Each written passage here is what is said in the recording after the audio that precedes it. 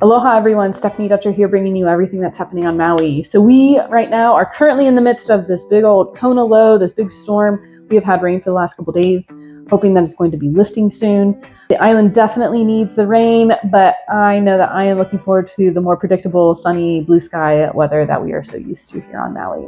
So let's move forward. You have not tuned in for a weather forecast. You have tuned in for what's happening in Maui real estate.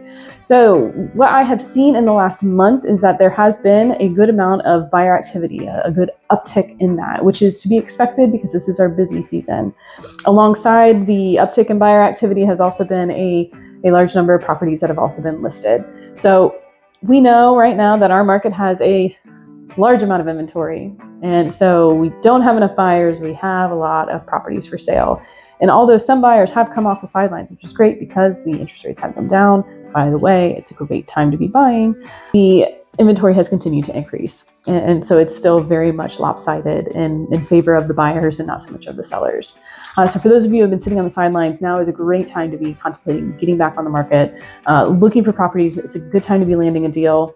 There are a lot of sellers out there who are just holding their line saying, nah, I want my number. And unfortunately, those sellers will probably not get that price. But there are a number of sellers out there who need to sell, want to sell, and are willing to negotiate.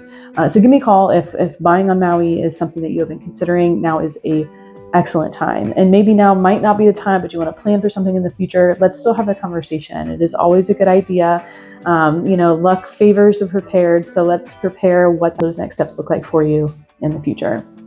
Now let's move on to Bill 9 and what's been going on with that. So last month I told you that the TIG recommendations were going to the Maui Planning Commission. The Maui Planning Commission was supposed to have a hearing on the TIG recommendations and then make a vote on if they wanted to pass that through. They did not pass it through, period. Landslide, they said no. So what does that mean?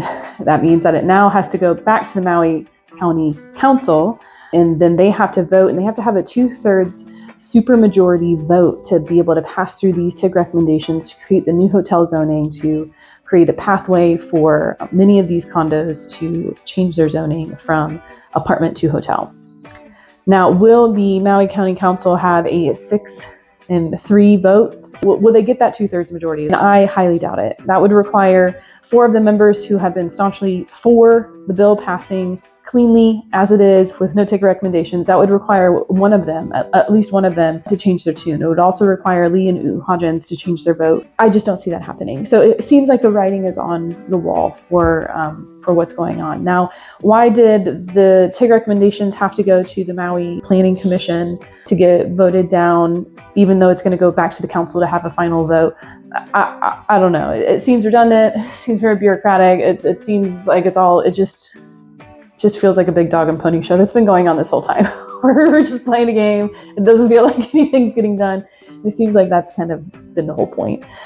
So is there silver lining in all of this? You know, when you're floating around in the thick of all the political things that are happening, I always try to find the silver linings. Otherwise it gets really frustrating and disheartening.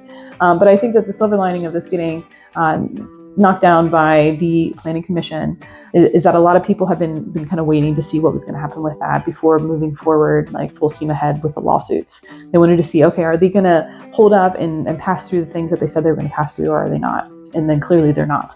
And I believe what's going to happen next is that we're going to see a lot more information come out about the lawsuits. Now, what can you do if you own a Bill 9 Minatoya property? You can contact your association and say, hey, what do you need from me in order for us to opt into this class action? See if your association has been part of the class action that has been created. Again, it's in the very beginning stages. Or has the association that you're part of, are they trying to get legal counsel and do something on their own? There is power in numbers, right? So I would say get yourself educated, talk to the powers that be at your association and see what you can do to move forward with this legal action. So that's where we're at right now. Bill 9, I would love to stop talking about it, but here's where we are. If you have a property or you don't have a property and you want to purchase one, you want to know how this affects you in any way, shape, or form, obviously, please give me a call. I would love to get something on the calendar. I would love to chat with you, to talk to you about your future, your plans, strategize with you, and figure out what we can do to work together towards this. So I'm Stephanie Dutcher, your resource for everything related to Maui real estate. Mahalo for tuning in. I'll talk to you next month. Aloha.